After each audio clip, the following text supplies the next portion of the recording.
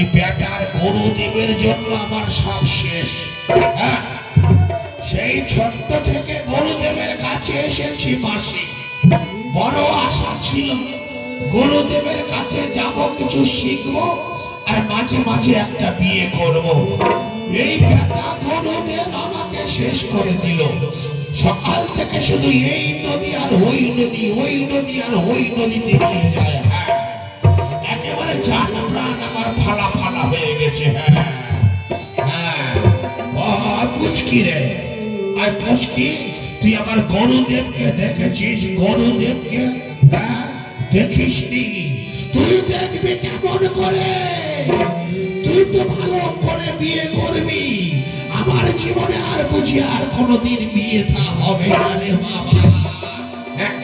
এখন কোন দিকে আমি গুরুদেবের খোঁজ করি রে বাবা। ও ঠাকুমা, ও ঠাকুমা, তুমি নিশ্চয় আমার গুরুদেবকে দেখেছ? আমার গুরুদেবকে দেখেছে?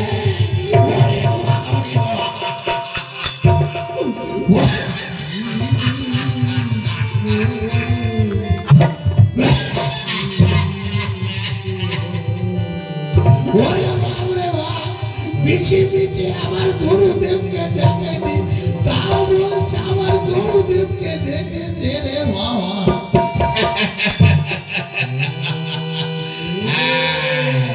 এখন কি করি? গুরুদেব যখন এদিকে নাই, তখন তখন একটা গান করতে করতে ওই নদীর ধারের দিকে চলে যাবে। হ্যাঁ, তবে ব্যাপার হলো কি গান করি রে বাবা? হ্যাঁ, কি গান করি? আমার যদি গুরুদেব দেখে ফেলে আমার আবার মারবে রে বাবা। বেটা গুরুদেব, বেটা গুরুদেব কোন দিকে গেছে রে বাবা?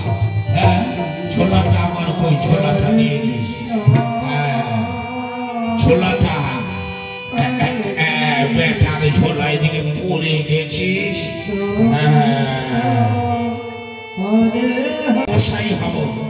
হ্যাঁ, জানি না সে আশা পূরণ হবে কিনা রে বাবা। বানাইল আমায় বৈরাগী, সাদের লাউ বানাইল আমায় বৈরাগী, সাদের লাউ বানাইল আমায় বৈরাগী।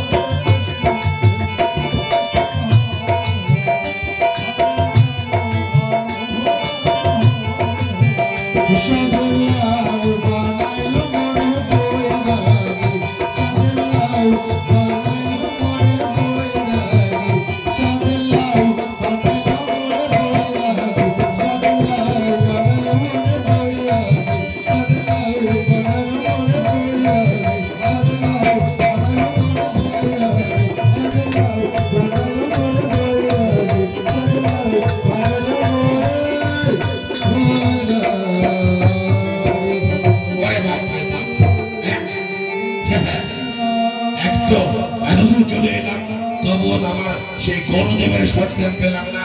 যাই